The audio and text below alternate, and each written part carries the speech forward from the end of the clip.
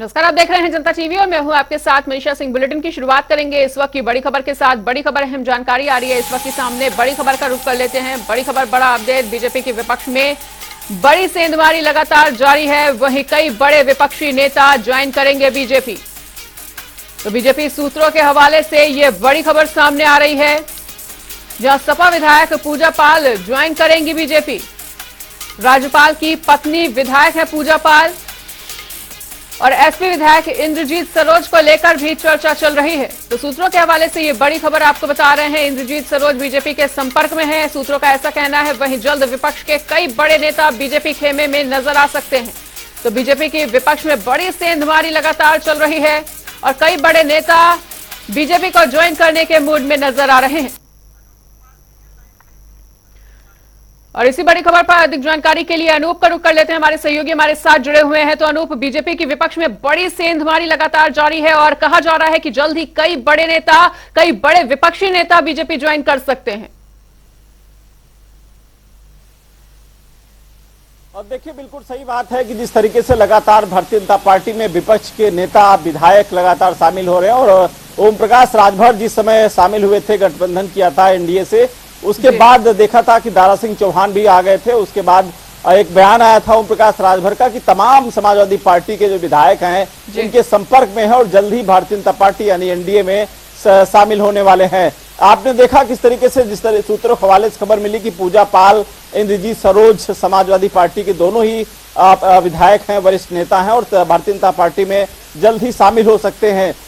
धर्म सिंह सैनी की भी बात चल रही थी। धर्म सिंह सैनी भी एक बार फिर से भारतीय जनता पार्टी में शामिल हो सकते हैं। पिछली 2022 के पहले धर्म सिंह सैनी, दारा सिंह चौहान समेत तमाम जो नेता थे भारतीय जनता पार्टी में छोड़कर समाजवादी पार्टी चले गए थे, शामिल हुए थे। एक बार फिर से 2024 की लड़ाई है और भारतीय जनता पार्टी अपने संगठन को लगातार मजबूत कर रही है और विपक्ष को तोड़ने का काम कर रही है। और यही वजह है कि समाजवादी पार्टी से बड़े बड़े जो नेता हैं, कदावर नेता, यहाँ तक कि जो वर्तमान में समाजवादी पार्टी के विधायक हैं, वो भी भारतीय जनता पार्टी में शामिल होने के लिए लगातार उनके संपर्क में है।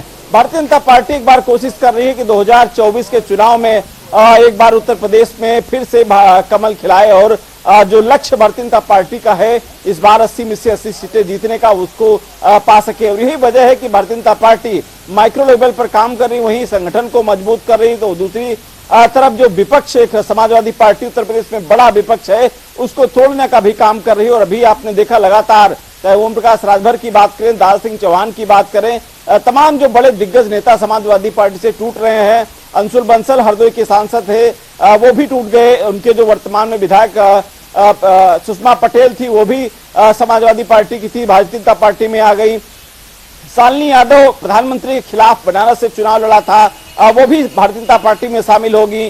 कुल मिलाके कहा जा सकता है कि भारतीय जनता पार्टी में लगातार जो बड़े नेता समाजवादी पार्टी के हैं उनका आने का सिलसिला जारी है। और समाजवादी पार्टी में 2024 के चुनाव से पहले एक बार भगदड़ मच चुकी है। अब देखने वाली बात यह होगी कि समाजवादी पार्टी के जो बड़े नेता हैं या जो भारतीय जनता पार्टी में शामिल हो, क्या उनको लोकसभा चुनाव में जगह मिलेगी या फिर समाजवादी पार्टी को एक बार फिर से हराने का काम करेंगे। इन सब की जिम्मेदारी तय होगी। और लगातार भारतीय जनता पार्टी कोशिश कर रही है कि उनके संगठन को मजबूत कर 2024 में एक बार, तीसरी बार देश में भारतीय जनता पार्टी की सरकार बने।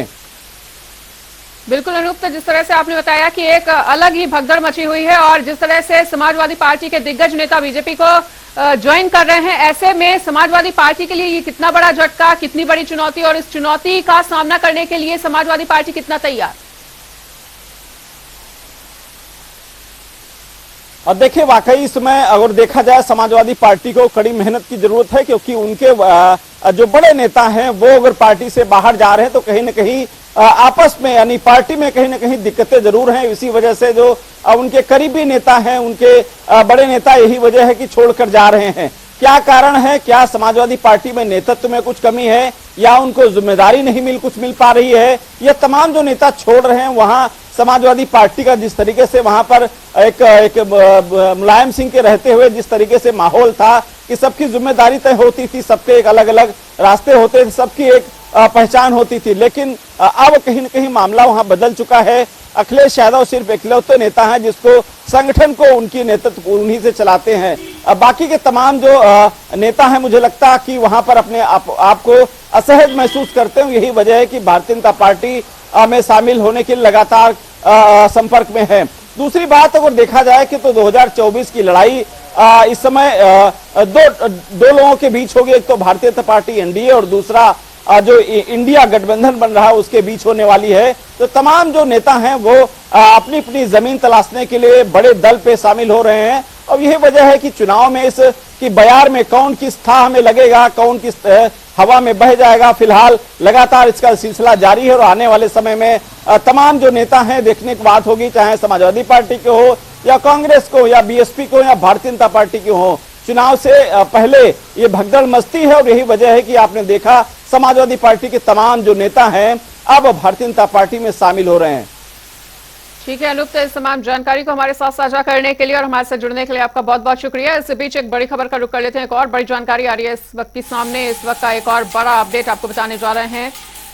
बीजेपी ने जारी की है पदाधिकारियों की सूची और नए संगठन पदाधिकारियों की सूची बीजेपी द्वारा जारी की गई है। इस वक्त की बड़ी खबर, बड़ी जानकारी। लक्ष्मीकांत वाजपेयी के राष्ट्रीय उपाध्यक्ष बने हैं, वहीं एमएलसी तारिक मंसूर भी बनाए गए हैं, इनको भी बड़ा पद मिला है। और आपको बताना चाहेंगे कि एमएलसी तारिक मंसूर भी राष्ट्रीय उपाध्यक्ष चुने गए हैं। रेखा वर्मा बीजेपी की राष्ट्रीय उपाध्यक्ष बनी है और सांसद अरुण सिंह राष्ट्रीय महामंत्री बनाए गए हैं।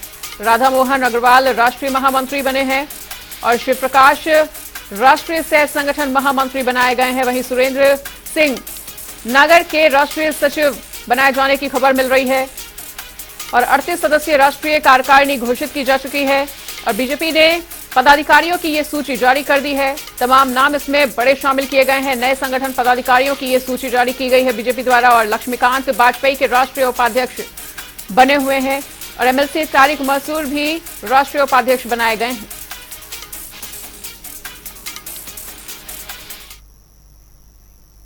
इस बीच एक और बड़ी खबर का रुख कर लेते हैं। बड़ी खबर, बड़ा अपडेट आपको बता दें। इस वक्त की एक और बड़ी जानकारी आ रही है निकलकर सामने। विपक्षी दलों का प्रतिनिधिमंडल मणिपुर के लिए रवाना हुआ है। वहीं 20 सदस्यों का प्रतिनिधिमंडल मणिपुर के लिए रवाना हुआ है। तो 2 दिन मणिपुर में ये विपक्षी दलों के नेता वहां पर मौजूद रहेंगे और जयंत चौधरी, अधीर रंजन चौधरी भी मणिपुर के लिए रवाना हो चुके हैं।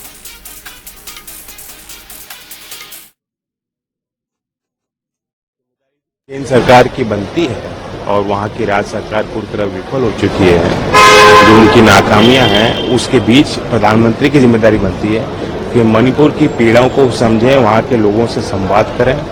लगातार वो भाषण देते हैं, कार्यक्रम करते हैं, राजनीतिक अपना अभियान चलाते हैं, वो राजस्थान जाते हैं। बीजेपी को बढ़ाने के लिए उनको कोई मौका मिलता है तो वहाँ जाते हैं, लेकिन देश की संरक्षण का जब सवाल उठता है, देश के लोगों की जहां पीड़ाएं होती हैं, जहां दिक्कतें होती हैं, वहां कभी दिखते नहीं है। तो हमारी जिम्मेदारी बनती है, हम लोग सब राजनीतिक मुख्यधारा से जुड़े हुए लोग हैं, वहां मणिपुर में जाएंगे, लोगों की पीड़ाएं सुनेंगे, उनकी बात समझेंगे, यहां तक लाएंगे।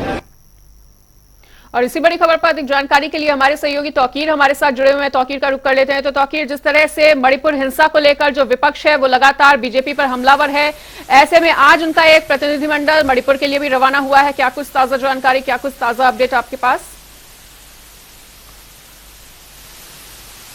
देखिए, इंडिया गठबंधन के बाद ये पहला मौका है जब सभी दलों के कोई ना कोई सदस्य इस गठबंधन में शामिल होकर किसी स्टेट की डेलीगेशन के तौर पर जा रहे हैं। फिलहाल मणिपुर की जो जमीनी हकीकत है वो ये सभी सांसद जानेंगे।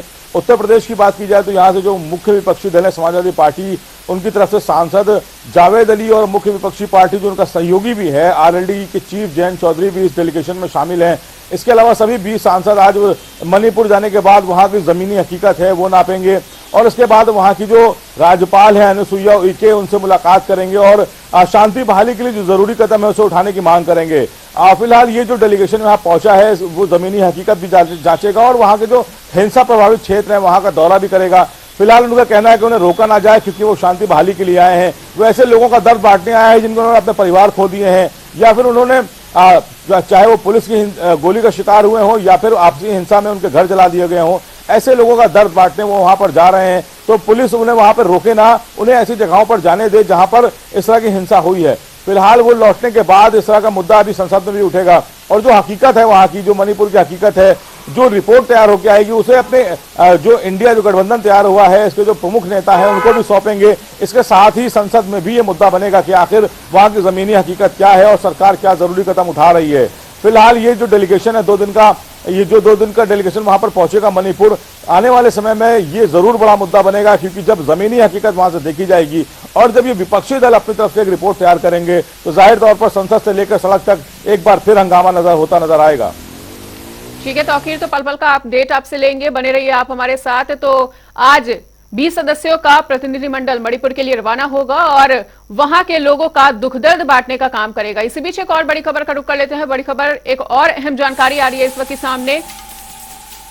इस वक्त एक और बड़ी जानकारी, आज 12 घंटे तक ट्रैफिक डायवर्जन देखने को मिलने वाला है। 10वीं मुहर्रम का आज जुलूस निकलता हुआ नजर आएगा, जिसके मद्देनजर यातायात व्यवस्था में बड़े बदलाव कई इलाकों में देखने को मिल सकते हैं। निजी स्कूल इस दौरान बंद रहेंगे, सरकारी स्कूल खुले रहेंगे।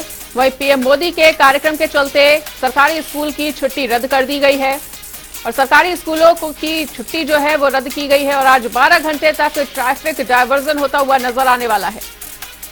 तो 10वीं मुहर्रम का जुलूस आज निकाला जाएगा लखनऊ में, जिस दौरान तमाम प्राइवेट स्कूलों को तो बंद किया गया है लेकिन सरकारी स्कूलों को इस दौरान बंद नहीं किया गया। लगभग 12 घंटे तक इस दौरान रूट्स डाइवर्टेड होते हुए नजर आने वाले हैं।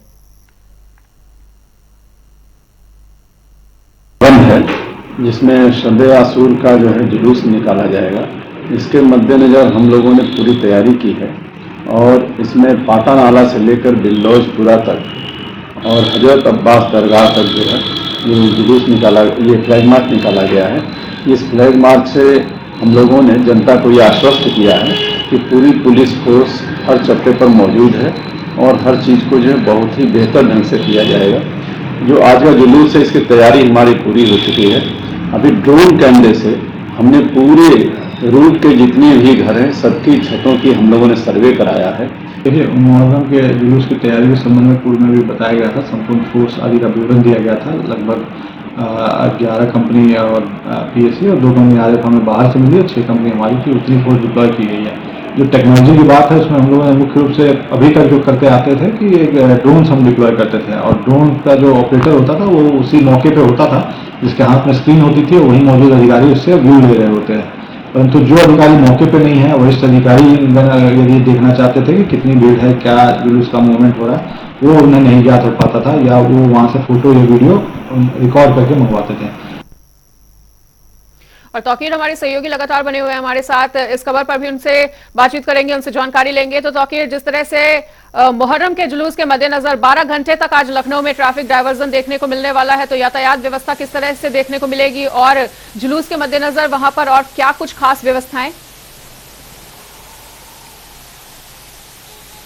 देखिए, कल से ही ऐलान कर दिया गया था जो भारी वाहन है उनको रोक दिया गया था। किसी भी तरह से लखनऊ के शहर में वहां पर भारी वाहन के आने पर पूरी तरह से रोक लगा दी गई थी और इसके अलावा कई ऐसे इलाके हैं जहां से मुहर्रम का जुलूस निकलता है और इसमें खासकर लखनऊ का जो चौक इलाका है, पुराना लखनऊ है, वहां पर जो कमला नेहरू चौराहा है वहां से लेकर तालकटोरा तक ये पूरा रूट डाइवर्जन देखने को मिलता है, क्योंकि मुहर्रम का जुलूस और इसके अलावा उसमें भारी तादाद में जो अज़ादार होते हैं वो इस जुलूस में शामिल होते हैं। बड़ी तादाद में महिलाएं और बच्चे भी जुलूस में शामिल होते हैं। इसी को देखते हुए रूट डाइवर्ट किया गया है, वाहनों पर पूरी तरह से रोक लगाई गई है। इसके अलावा जो महानगर इलाका है वहां पर भी जुलूस निकाला जाता है, तो फैजाबाद रोड पर भी महानगर का जो इलाका है लंबा काफी दूर तक वहां पर पूरी तरह से वाहनों पर रोक है और हाईवे पर पूरी तरह से बताया गया है कि जो बॉर्डर्स हैं लखनऊ के वहां से भारी वाहन प्रवेश ना करें। कई तरह के डाइवर्जन भी किए गए हैं, खासकर सीतापुर रोड से आने वाले लोगों को डालीगंज क्रॉसिंग से ही मोड़ दिया जाएगा और खदरा यानी कि मदेगंज इलाके जहां पर करबला और वहां पर ताजिया दफन की जाती है वहां पर आने से पूरी तरह से रोक लगेगी। इसके अलावा पुलिस ने काफी मुस्तैदी बढ़ाई है, भारी भरकम फोर्स लगाई गई है और ड्रोन कैमरे से भी निगरानी की जा रही है, किसी तरह की व्यवस्था ना फैले। पुलिस के जो बड़े अफसर हैं वो भी लगातार सड़कों पर नजर आ रहे हैं। देर रात से ही पुलिस ने बैरिकेडिंग लगा दी थी और कई जगहों पर पुलिस की तैनाती भी कर दी थी। फिलहाल मुहर्रम को लेकर माहौल थोड़ा गमगीन है और जो अज़ादार हैं जो वो वहां पर निकल आए हैं, सुबह से ही जो ताजिए हैं उनको दफन करने के लिए लोग घर से निकले हैं। फिलहाल 11:30 बजे के बाद बताया जाता है कि जो मुख्य जुलूस है वो निकाला जाता है, नखास इलाके से निकाला जाता है, उसको लेकर फिलहाल पुलिस पूरी तरह से अलर्ट नजर आ रही है। बिल्कुल ताकीर, तो मुहर्रम के जुलूस के मद्देनजर गंभीरता देखने को वहां पे मिल रही है, लेकिन निजी स्कूलों को आज बंद रखने का ऐलान किया गया है, वहीं सरकारी स्कूल खुलेंगे। इस पर क्या कुछ प्रतिक्रियाएं निकल कर आ पा रही हैं सामने? देखिए, बच्चों के अगर स्कूल थोड़ी सी भी दूर है, अगर उन्हें कोई भी दो मुख्य मार्ग अगर जो उन्हें क्रॉस करने हैं, तो ऐसे में स्कूल जाना मुमकिन उनके लिए नहीं हो पाएगा, क्योंकि ज्यादातर सड़कों पर बैरिकेडिंग है, पुलिस का पहरा है और इसके अलावा कई सड़कों पर पूरी तरह से रोक लगाई गई है आने जाने पर। तो जाहिर तौर पर स्कूल खोलने से सिर्फ जो ग्रामीण इलाके हैं और जो गांव में स्कूल है वहां पर तो जाना मुमकिन हो सकता है, लेकिन शहर के स्कूलों में पहुंचना बच्चों के लिए नामुमकिन है, क्योंकि जो वैन से जाते हैं या फिर जो स्कूली वाहन है उससे जाते हैं या फिर जिनके पेरेंट्स को छोड़ने जाते हैं, उनको आने जाने की अनुमति नहीं है। कई जगह पूरी तरह से बैरिकेड कर दिए गए हैं, बल्लियां लगा के रास्ते रोक दिए गए हैं, ऐसे में उनका स्कूल पहुंचना नामुमकिन है। फिलहाल ये भी जानना चाहेंगे ये भी जानना चाहेंगे कि सरकारी स्कूलों को खोलने का क्या कुछ उद्देश्य? देखिए, आज एक प्रधानमंत्री का कार्यक्रम है जिसको लेकर वो ऑनलाइन सभी बच्चों से जुड़ेंगे, सभी जो छात्र हैं वो स्कूलों से उनके साथ संवाद करेंगे। फिलहाल इसी को लेकर ये कहा गया है कि जो स्कूल है वहां पर व्यवस्थाएं की जाएं, वीडियो के माध्यम से उन बच्चों को वहां की तस्वीरें दिखाई जाएं। प्रधानमंत्री अपने वक्तव्य में क्या कहेंगे वो बच्चों को सुनाया जाए, इसीलिए इस तरह का स्कूल को खोला गया है और सभी बच्चों से आदेश किया गया है कि वो स्कूल पहुंचे। ठीक है, तो फिर इस तमाम जानकारी को हमारे साथ साझा करने के लिए आपका बहुत बहुत शुक्रिया। इस बीच एक और बड़ी जानकारी का रुख कर लेते हैं। बड़ी खबर, बड़ी जानकारी आ रही है इस वक्त के सामने। इस वक्त का एक और बड़ा अपडेट आपको बता दें, प्रदेश के 14 जिलों के 252 गांवों में बाढ़ की स्थिति बनी हुई है और युद्ध स्तर पर राहत बचाव कार्य चल रहा है। तो इस वक्त की बड़ी खबर आपको बता रहे हैं, राहत बचाव कार्य में 16 टीमें लगाई गई हैं और बाढ़ग्रस्त क्षेत्रों में 717 बाढ़ चौकियां भी शामिल हैं। 637 मेडिकल टीमें भी मौके पर मौजूद हैं। तो इस वक्त की बड़ी खबर आपको बता रहे हैं, प्रदेश के 14 जिलों में बाढ़ की स्थिति बनी हुई है। ऐसे 252 गांव हैं जिसमें बाढ़ की स्थिति काफी ज्यादा चिंताजनक बनी हुई है। राहत शिविर बचाव कार्य में 16 टीमें लगाई गई हैं और बाढ़ग्रस्त क्षेत्रों में 717 बाढ़ चौकियां भी हैं। 637 मेडिकल टीमें भी मौके पर मौजूद हैं। वहीं प्रदेश के 14 जिलों के 252 गांव में बाढ़ की स्थिति चिंताजनक, युद्ध स्तर पर राहत बचाव कार्य किया जा रहा है और राहत शिविर बचाव कार्य में 16 टीमें लगाई गई हैं। बाढ़ग्रस्त क्षेत्रों में 717 बाढ़ चौकियां भी हैं और 637 मेडिकल टीमें भी मौके पर मौजूद है। तो बाढ़ की गंभीरता को देखते हुए इन्हें मौके पर ही मौजूद रहने के निर्देश दिए गए हैं। वहीं युद्ध स्तर पर राहत बचाव कार्य चल रहा है। तो इस वक्त की बड़ी खबर, बड़ी जानकारी आपको बता रहे हैं, 252 गांव में बाढ़ की स्थिति काफी ज्यादा चिंताजनक बनी हुई है। ऐसे 14 जिले हैं जिसमें बाढ़ की स्थिति काफी ज्यादा गंभीर।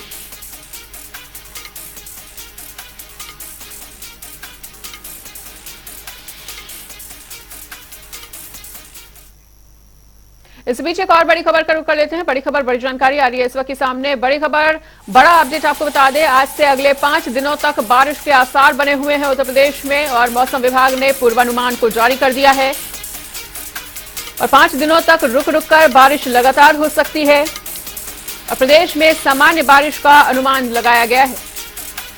तो आज से अगले 5 दिनों तक बारिश के आसार बने हुए हैं प्रदेश में और मौसम विभाग ने इसको लेकर पूर्वानुमान भी जारी कर दिया है। रुक रुक कर, धीमे ही सही लेकिन बारिश होती रहेगी। 5 दिनों तक ये बारिश का दौर जारी रहने वाला है प्रदेश में और सामान्य बारिश का अनुमान लगाया जा रहा है। आशंका बनी हुई है और आज से अगले 5 दिनों तक बारिश के आसार प्रदेश में बने हुए हैं। मौसम विभाग ने इसको लेकर पूर्वानुमान भी जारी कर दिया है। और फिलहाल इस वक्त के बुलेटिन में इतना ही। खबरों का सिलसिला लगातार जारी है, देखते रहिए जनता टीवी।